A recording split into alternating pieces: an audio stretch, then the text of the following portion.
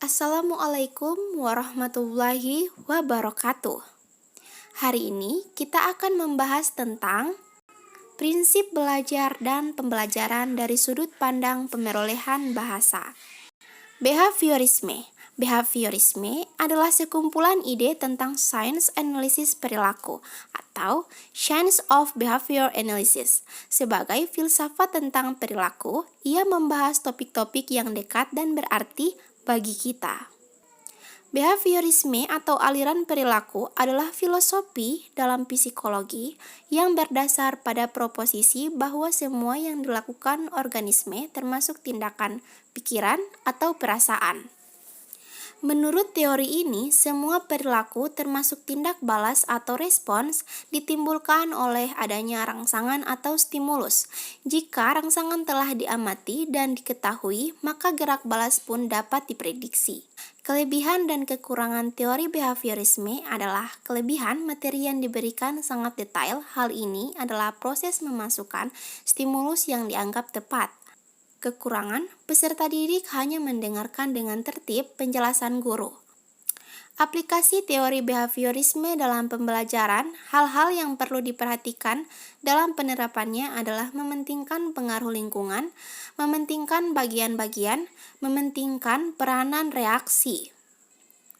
Contoh, peserta didik belum dapat mempraktekkan cara membuat larutan NaOH seperti yang diajarkan oleh pendidiknya, walaupun dia sudah berusaha mencoba membuat larutan dengan baik. Dan pendidikannya pun sudah mengajarkan dengan tekun. Namun, jika anak tersebut belum dapat membuat larutan dengan benar, maka ia belum dianggap belajar. Baiklah, selanjutnya saya akan menjelaskan tentang kognitivisme. Definisi kognitif berasal dari kata cognition yang mempunyai persamaan dengan knowing yang berarti mengetahui. Teori belajar kognitif lebih mementingkan proses belajar daripada hasil belajarnya. Para penganut aliran kognitif mengatakan bahwa belajar tidak sekedar melibatkan hubungan antara stimulus dan respon. Prinsip kognitif banyak dipakai di dunia pendidikan sebagai berikut. 1. Seseorang yang belajar akan lebih mampu mengingat dan memahami sesuatu. 2. Penyusunan materi pelajaran harus dari kesederhana ke kompleks.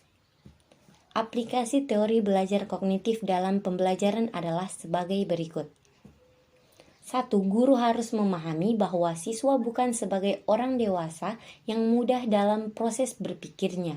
2. Guru menyusun materi dengan menggunakan pola atau logika tertentu dari sederhana ke kompleks. Contoh kasus pelaksanaan pembelajaran menurut teori kognitif. Contoh pelaksanaan pembelajaran menurut teori kognitif berikut ini dalam mata pelajaran matematika di sebuah SMK non-teknik. 1. Guru matematika SMK non-teknik berusaha agar pengetahuan siswanya utuh. Tidak terpisah-pisah artinya pengetahuan yang satu terkait dengan pengetahuan yang lain, seperti konsep integral yang harus dikaitkan dengan konsep turunan. Kelebihan dan kekurangan teori belajar kognitivis. Kelebihan menjadikan siswa lebih kreatif dan mandiri, membantu siswa memahami bahan belajar secara lebih mudah. Kekurangan, teori tidak menyeluruh untuk semua tingkat pendidikan. Sulit dipraktikkan, khususnya di tingkat lanjut. Selanjutnya, nativisme. Aliran nativisme adalah aliran yang menyatakan bahwa perkembangan individu ditentukan oleh bawaan sejak ia dilahirkan, dan faktor lingkungan sendiri dinilai kurang berpengaruh terhadap perkembangan dan pendidikan anak. Pelopor aliran nativisme adalah Arthur Schopenhauer, seorang filosof Jerman yang hidup tahun 1788 hingga 1880. Dengan demikian, menurut aliran ini, keberhasilan belajar ditentukan oleh individu sendiri. Nativisme berpendapat jika anak memiliki bakat jahat dari lahir, ia akan menjadi jahat, dan sebaliknya jika anak memiliki bakat baik, maka ia akan menjadi baik. Pendidikan anak yang tidak sesuai dengan bakat yang dibawa tidak akan berguna bagi perkembangan anak itu sendiri. Selanjutnya, fungsional.